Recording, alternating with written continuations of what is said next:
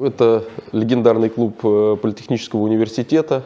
Пришел я сюда заниматься, по-моему, в 2001 или в 2002 году, когда поступил в институт. Тренером здесь был мой первый тренер Виктор Михайлович Абаев, легендарный спортсмен.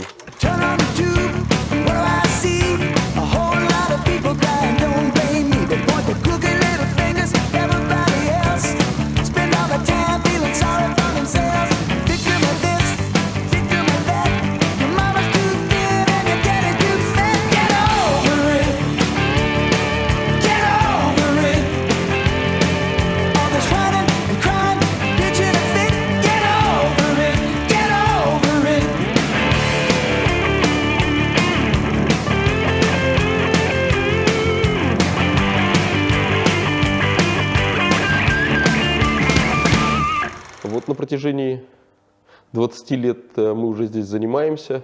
Здесь, наверное, по праву это сильнейший или один из сильнейших клубов по армрестлингу в Санкт-Петербурге. История умалчивает, но клуб свой берет начало то ли в 89-м, то ли в 91-м году. Вот. И с этого времени он воспитывает чемпионов. Вот. Я так понимаю, что у нас там есть десяток людей, которые из этого клуба вышли, которые выполнили нормативы заслуженных мастеров спорта международного класса. Сколько здесь тренировалось людей, которые выполнили мастера спорта, вообще не сосчитать. То есть, скажем так, если рассматривать этот зал, что он дает армрестлингу в Санкт-Петербурге, я бы сказал, что это мекка армрестлинга Санкт-Петербурга. То есть здесь есть все для армрестлинга. Вот. И плюс у нас сейчас подобрался сумасшедший тренерский состав. Это и Шишов Евгений Геннадьевич, который, наверное, с момента основания армрестлинга в Санкт-Петербурге и тренирует, и соревнуется. Даже не помню, как это было, насколько это было давно, когда Евгений Геннадьевич выполнил норматив мастера спорта. Но уже при мне было, когда я занимался. Вот, поднял весь армрестлинг в университете ЛИТИ, в данный момент тренируется у нас. Тренирует и тренируется у нас. Это Калмыков Виталий Равильевич, тоже работает здесь тренером, тренирует ребятишек с 12 лет. Виталик многократный призер чемпионата России, мастер спорта, чемпион Европы по армрестлингу. Ну и я, Шевеленко Виктор Михайлович, неоднократный чемпион России, серебряный призер чемпионата мира, мастер спорта международного класса.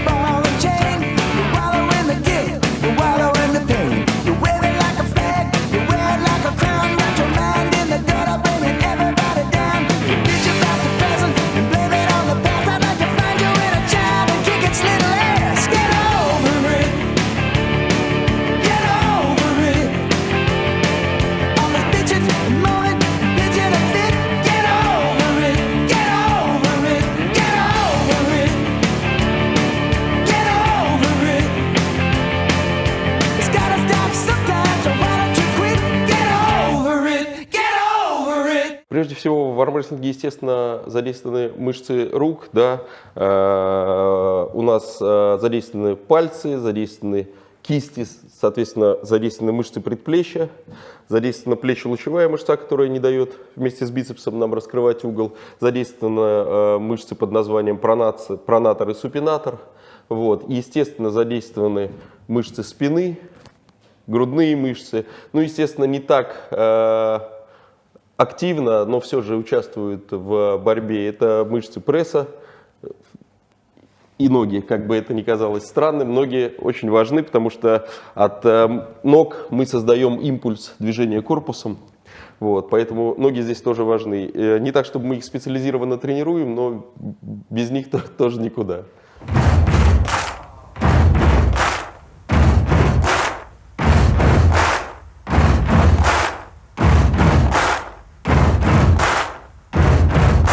Ну, первое, давайте посмотрим на то, что, как и в любом спорте, в армрестлинге очень важна разминка. То есть, как и в любом виде спорта, если должным образом не разогреться, то риск получить травму он многократно возрастает. Какие у нас распространены травмы? Травмы в армрестлинге — это в основном надрывы мышц. Существуют, ну, также, к сожалению, полные отрывы и переломы. Переломам больше всего подвержена плечевая кость, потому что на нее в армрестлинге очень большая нагрузка. При неправильном положении корпуса вся нагрузка, которая дается на руку спортсмену, она может быть перенаправлена на плечевую кость, и поэтому одна из самых неприятных, но не страшных в плане жизни травм — это перелом плечевой кости. Вот. Что касается травм и опасных положений, значит, травмы могут возникать как в связи с опасным положением, так и без. Да. Бывает очень часто, что у спортсменов в совершенно безобидном положении получается какая-то травма. Это, скорее всего, связано с тем, что какие-то группы мышц очень сильно спрогрессировали, какие-то группы мышц спрогрессировали не так сильно. И в процессе борьбы ты не можешь дозировать нагрузку. В процессе тренировки, да, что-то где-то чуть-чуть заболело, что-то где-то чуть-чуть стрельнуло, поединок можно остановить. Вот, и после этого заниматься закачиванием, выкачиванием, усилением данной мышцы. Если же мы говорим про борьбу, то там, поскольку и азарт, и адреналин, этого всего не замечается, и можно получить травму, там, как пословица, там, где тонко, там и рвется. Да? Есть специальные разработанные уже годами в правилах положения, которые называются травмоопасными положениями.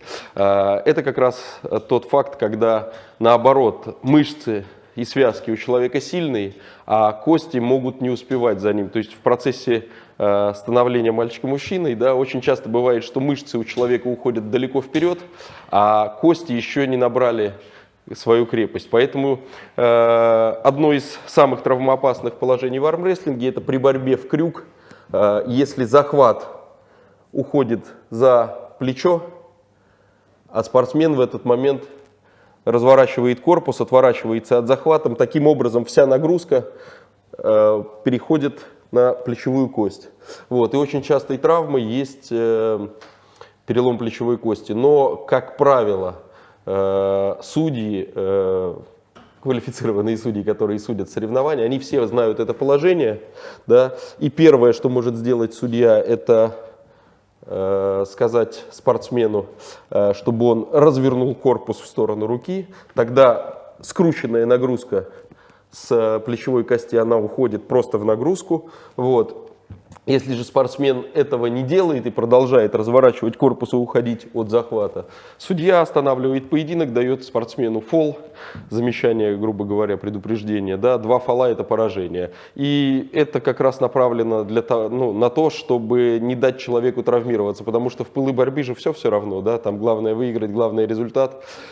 Вот. Есть еще травмоопасные положения, тоже из-за несоблюдения правил. То есть есть второе правило, что в процессе борьбы у тебя рука не должна полностью разгибаться и плечо не должно уходить под уровень стола. Очень часто бывает, что спортсмены раскрывают угол и вот в таком вот положении начинают дальше пытаться бороться. Как правило, этот поединок тоже останавливают, тоже дают человеку замечание, предупреждение, он же фол. и поединок начинается по новой. То есть частенько бывает, что люди борются, рубятся и не выдерживают крепления, что у бицепса, что у плечо-лучевой бывает. Это в основном надрывы, потому что разорвать связку целиком это практически невозможно. Вот. Это бывают микротравмы, отрывы, частичные отрывы мышц. Да, также бывают, конечно, полные отрывы, но это связано с тем, что в процессе тренировок и соревнований у спортсмена уже очень сильно износились мышцы связки, да, и на соревнованиях при стрессовой нагрузке получается так, что человек получает травму, полный отрыв. Но, как правило, это все достаточно просто сейчас уже оперируется. Вот, и лично у меня был случай, когда к нам в гости приезжали спортсмены из Москвы. К сожалению, на соревнованиях один из них травмировался, получил скрученный перелом плеча. Вот, его прооперировали, поставили ему пластины, и уже через 4 года он выполнил на чемпионате мира звание мастер спорта международного класса. То есть эти травмы, они не страшные в плане ни как для дальнейшей жизни, ни как для дальнейшего спорта. То есть было бы упорство, все это дальше станет только сильнее.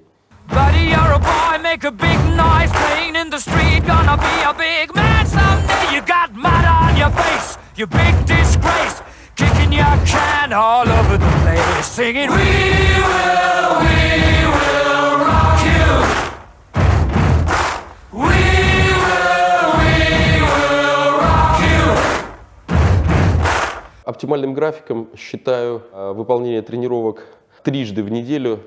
Хотелось бы отметить, наверное, это необходимый уровень. То есть дважды в неделю заниматься тоже возможно, да, но оптимальным графиком считаю 3 раза в неделю.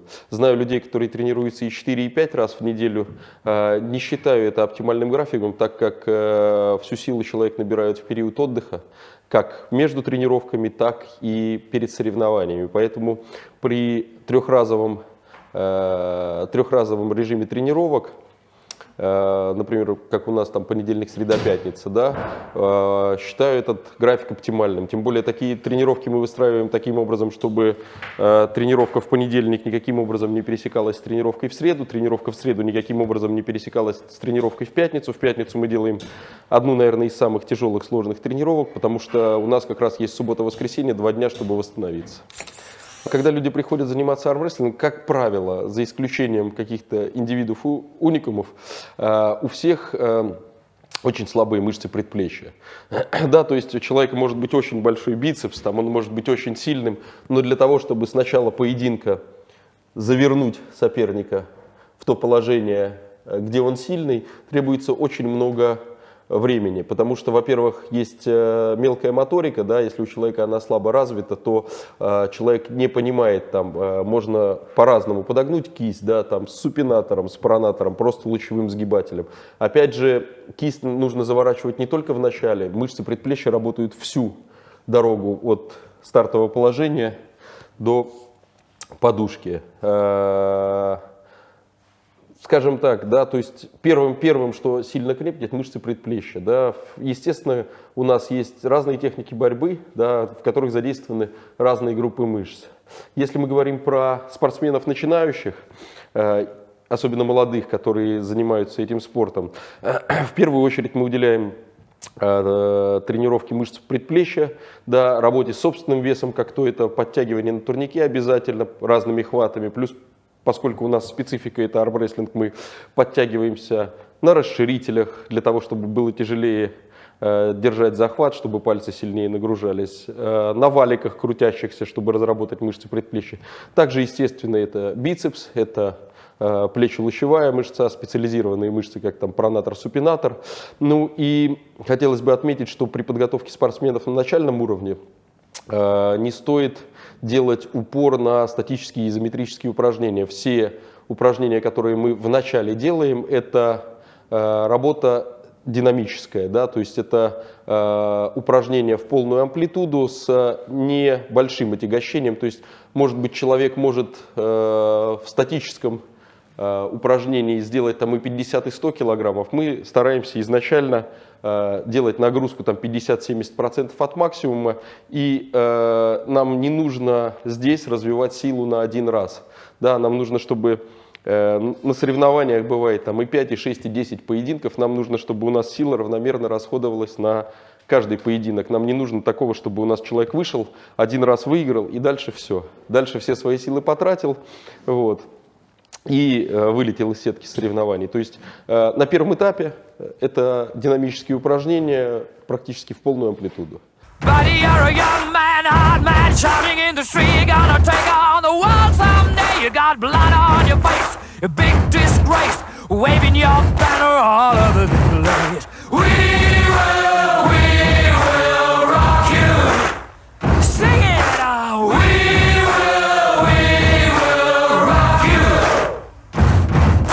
Безусловно, перед соревнованиями надо давать мышцам отдых, чтобы они набрали силу, набрали жесткость и закрепились в тех углах, в которых мы должны работать на соревнованиях.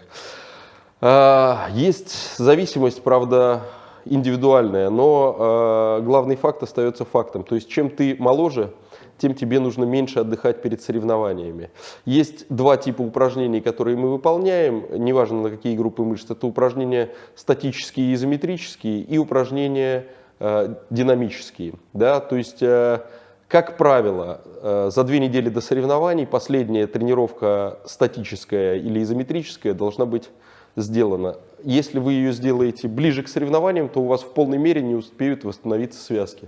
Вот. То есть, если мы, например, тренируем крюк на блоке с валиком и вытягиваем максимальные веса, как раз на крюковой тренировке, на боковую связку, на бицепс, ее крайний раз имеет смысл делать за 2 недели до соревнований. То есть, скажем так, не за 2 недели, чтобы 2 недели у нас оставались до соревнования. После того, как мы завершаем все статические и изометрические нагрузки, у нас идет неделя тренировок легких, работа с собственным весом, работа с отягощением там, в 50-60% от максимума. И после этого неделю практически полного отдыха. Если мы говорим о молодых спортсменах, им может хватить и 3-4 дней. Если мы говорим о спортсменах, ну хотя бы моего возраста, то мне нужна минимум неделя, а то иногда и 10 дней. То есть если мы говорим про полный покой, это неделя. А до этого возможны всякие легкие тренировки, да, но, к сожалению, чем старше мы становимся, тем больше организму нужно времени на восстановление. Поэтому я считаю, оптимальный отдых перед соревнованиями – это неделя. Если тебе 18 лет или 16, это может быть и 5 дней. Если тебе там 35-40 лет, это может быть и 10 дней, и 2 недели. Есть распространенное мнение, очень люди боятся, что вот, как же так, я перед соревнованиями неделю ничего не буду делать, потеряю силы, на соревнованиях плохо выступлю. Это не так. Здесь есть тоже правило, выработанное годами. Каждый раз, естественно, в себя приходится успокаивать, но лучше 1 день больше отдохнуть, чем 1 день отдохнуть меньше. Потому что если ты на день больше, на 2 больше, на 3-4, даже на неделю больше отдохнешь, это не так скажется на твоей соревновательной форме, как если ты не доотдыхаешь несколько дней, у тебя руки не восстановятся, ты вроде бы будешь чувствовать себя хорошо, выходить на соревнования и понимать, что тут болит, здесь угол не держит. Вот. То есть мое мнение очень простое. Здесь лучше, если ты не уверен, лучше отдохни на денек, на другой больше. Buddy, you're an old man, poor man, pleading with your eyes, gonna make you zombie someday. You got mud on your face, big disgrace. Somebody better put your bag into your place. We will rock you. Sing it. We will rock you. Everybody, we will rock you. We will rock you. All right.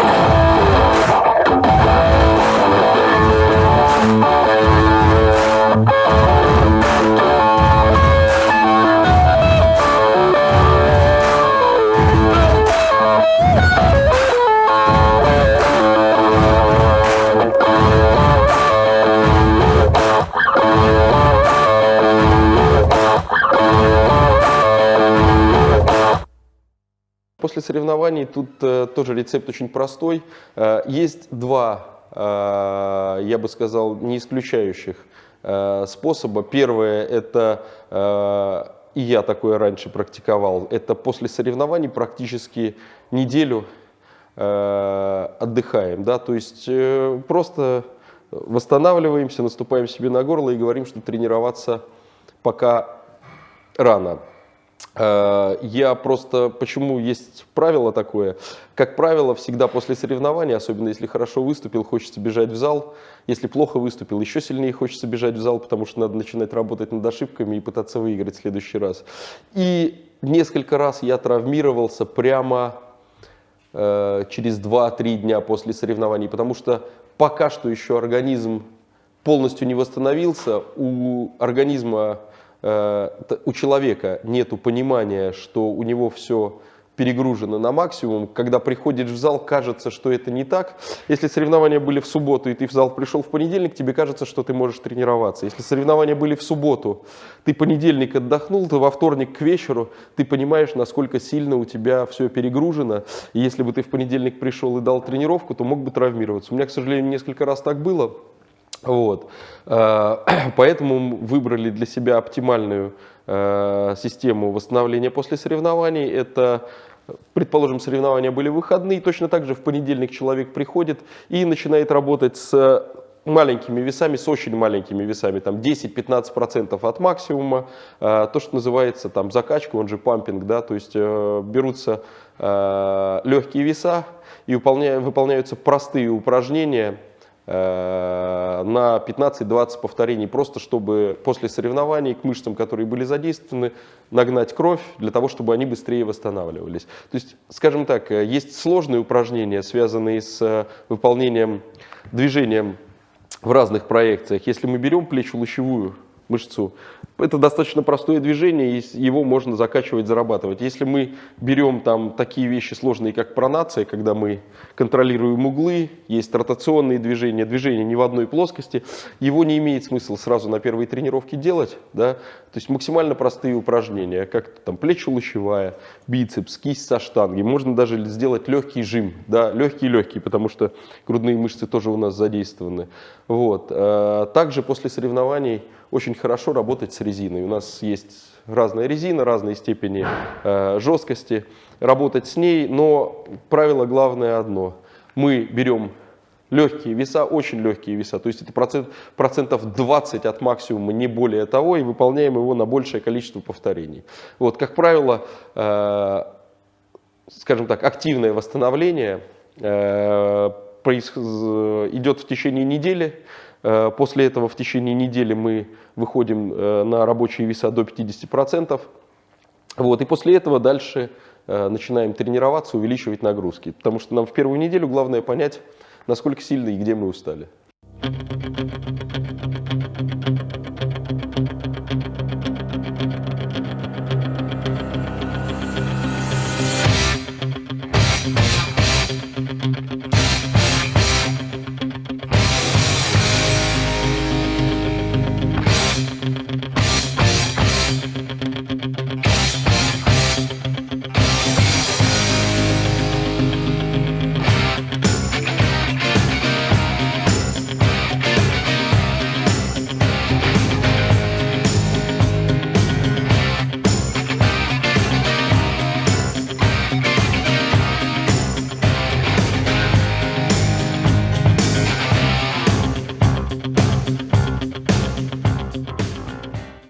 На данный момент самая младшая группа, с которой мы сейчас занимаемся, это с 12 лет.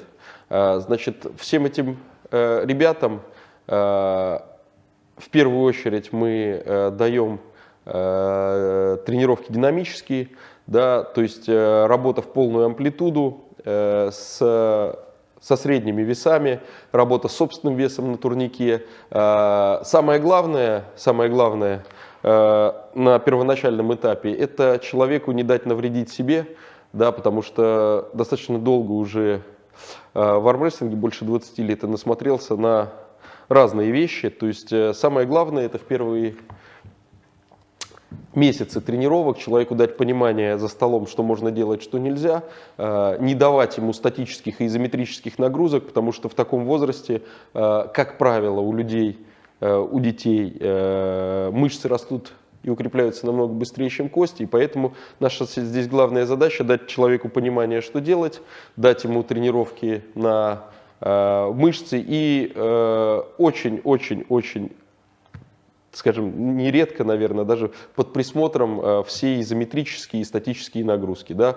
Естественно, у нас есть упражнения на атаку и на удержание. Да. Например, вот, как я уже говорил, то есть в самом начале, если мы говорим про удержание и про атаку с использованием крюковой техники и бокового нажима, то вот эти упражнения особенно делаются в динамике на большое количество повторений, чтобы, не дай бог, не человеку в самом начале пути не навредить, чтобы у него не произошло никаких надрывов, переломов и еще чего-то. По мере увеличения срока занятий человека и увеличения его крепкости, естественно, подключаем статические и изометрические нагрузки.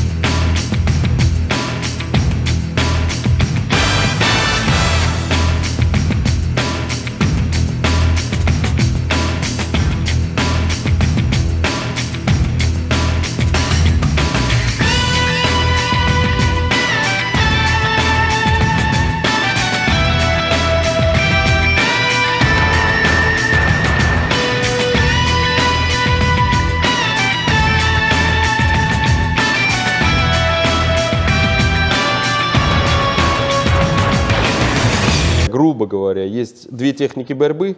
Это борьба в крюк и борьба верхом. Все остальные техники, наверное, в той или иной степени это вариации этих двух. При борьбе верхом мы используем мышцы предплечья, плечо-лучевую мышцу и пронатор. В основном, да, помимо всех остальных. Эта борьба нацелена для того, чтобы развернуть человеку кисть и после этого бороться. То есть при этих движениях мы стараемся открыть человеку кисть. И на такой кисти уже не так человек силен, поскольку у него выключены мышцы предплечья, практически выключена плечо-лучевая, у него есть открытый бицепс и боковая мышца, которой он может сопротивляться. А у меня, главная моя задача в самом начале, это открыть ему кисть. У меня задействованы помимо бицепса и боковой еще мышцы предплечья, плечо-лучевая и пронатор. То есть фактически, используя данную технику, у меня задействуется просто большее количество мышц, чем у соперника, и мне, соответственно, проще его выиграть. Да? Здесь самая главная задача для него в обороне – это не проиграть кисть. Да? Для меня самая главная задача – это чтобы он ее проиграл.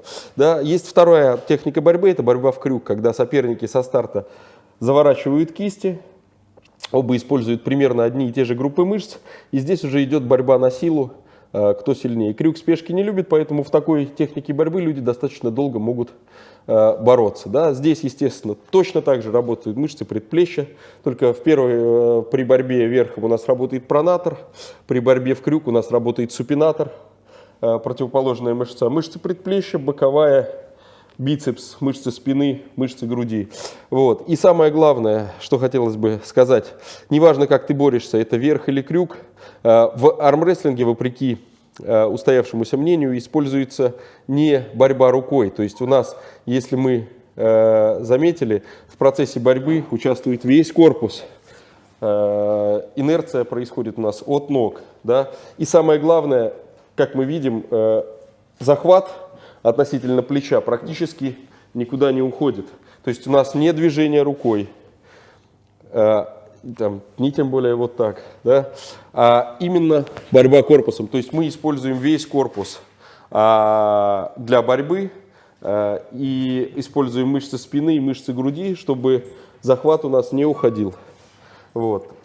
По поводу задействованных мышц. Если мы говорим про борьбу верхом, да, то у нас основные мышцы, то есть помимо мышцы пресса, спины, ног, грудных мышц, основные мышцы, которые задействованы при данном виде борьбы, это плечо-лучевая, бицепс и пронатор. Мы соперника растягиваем на себя и пронатором пытаемся открыть ему пальцы. Да? Дальше используются все те же самые мышцы, которые используются и при другом типе борьбы. При борьбе в крюк наша главная задача также, используя мышцы предплечья и супинатор, завернуть человека в крюк.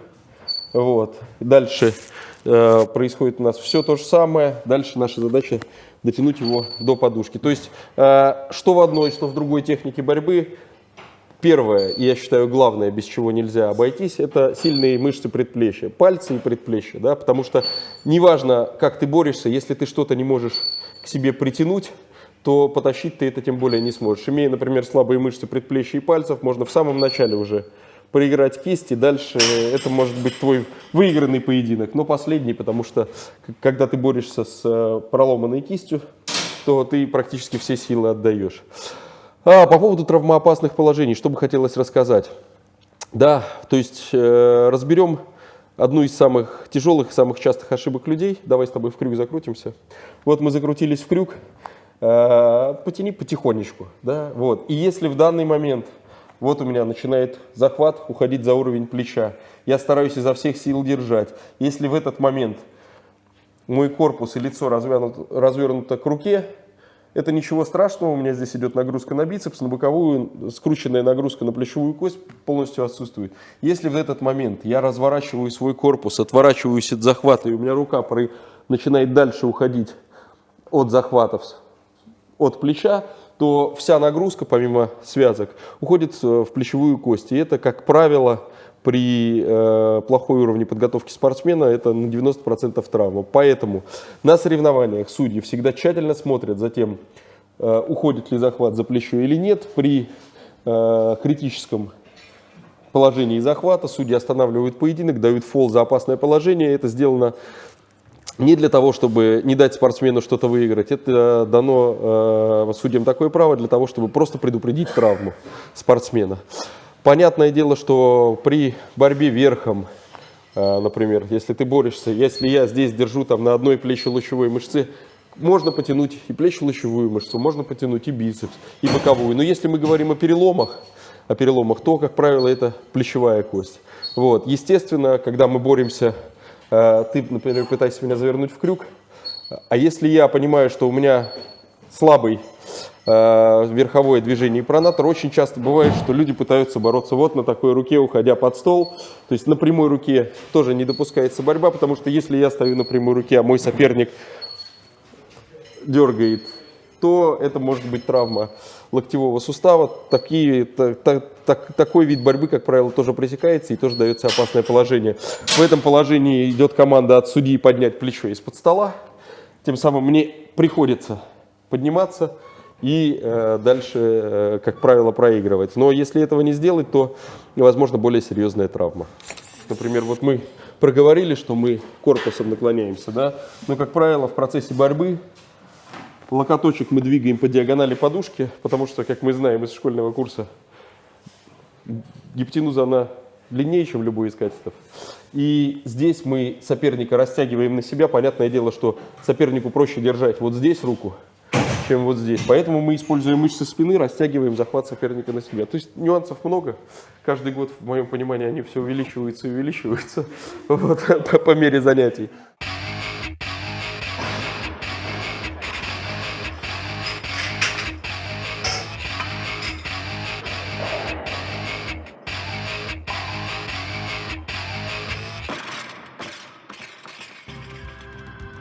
Литвинов Михаил Борисович, отличник физической культуры и спорта Российской Федерации, тренер высшей категории по бодибилдингу и судья всероссийской категории тоже по бодибилдингу.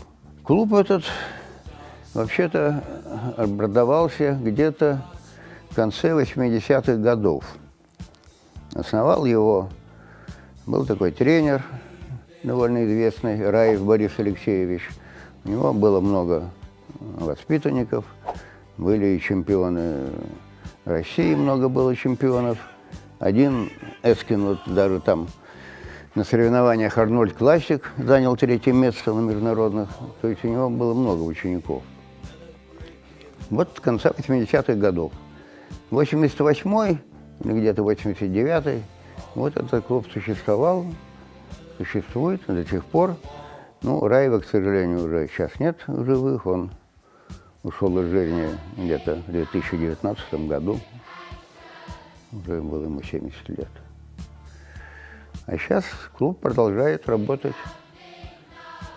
Ну, тут паверлифтинг, с бодибилдингом сейчас немножко меньше стало, ну, меньше.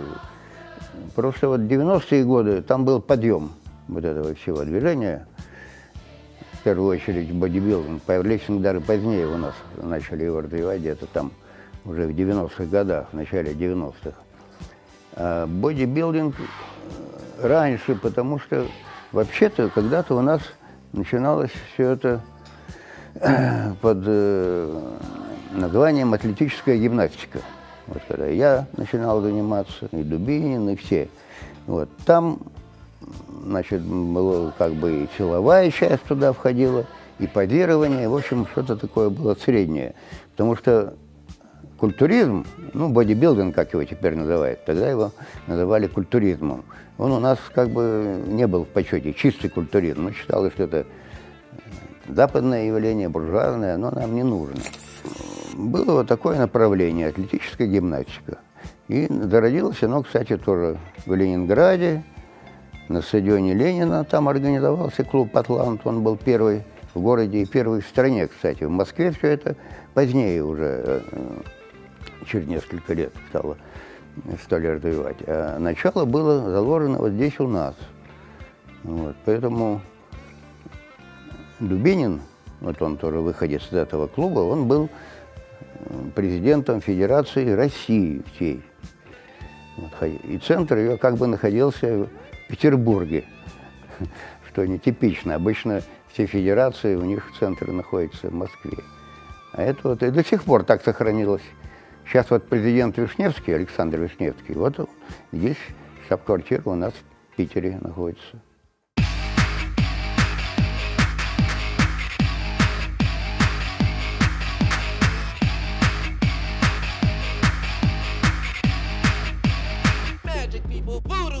Ну, в бодибилдинге вообще развивают все мышцы, потому что это по определению нужно. А в паверлифтинге там, конечно, ну, можно так разобрать упражнения. В жиме лежа там работает плечевой пояс, грудные мышцы, трицепсы, дельтовидные мышцы. В приседаниях вообще считается, что приседания с максимальным весом там включается до 45% скелетной мускулатуры. Ну а в становой тяге там тоже работает в основном спина, ноги, там разные стили. В классическом стиле там в основном, конечно, нагрузка на ноги, на тазовый пояс. А есть еще стиль сумо, там больше нагрузка на ноги. Но спина работает во всех вариантах. Но в бодибилдинге уже, как я сказал, там надо все мышцы развивать, потому что там оценивается фигура.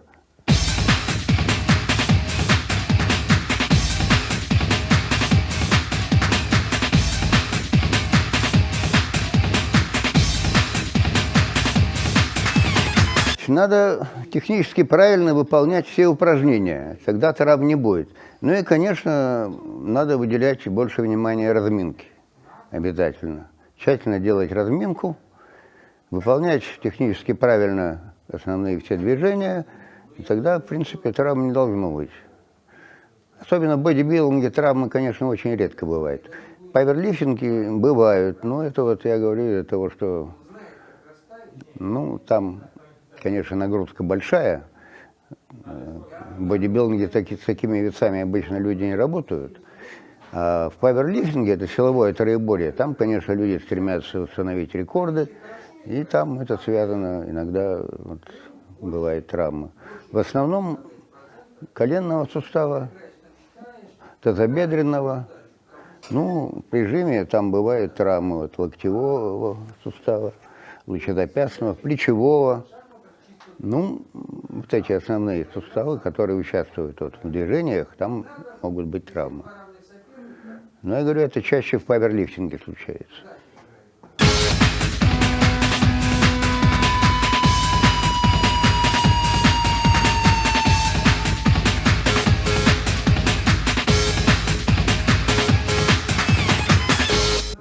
паверлифтинге вообще они обычно тренируются 3-4 раза в неделю. Чаще они не тренируются.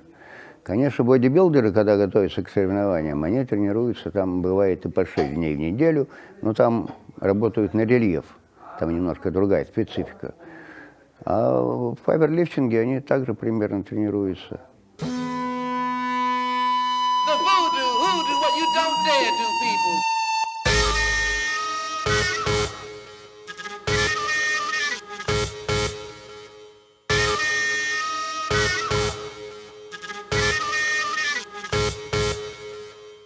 В силовом паверлифтинге там лучше отдохнуть где-нибудь недельку до соревнований и недельку после.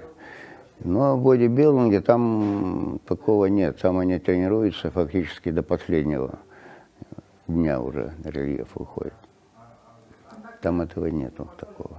Ну, конечно, после соревнований, естественно, отдыхают они тоже.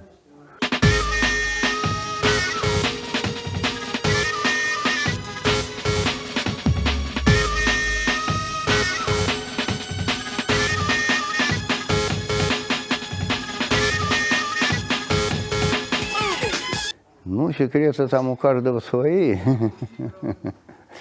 Там есть специальные процедуры, есть специальные препараты. Тут, когда мы говорим о соревновательном спорте, там уже, конечно, своя специфика. Тут это все так очень индивидуально, и там много всяких секретов.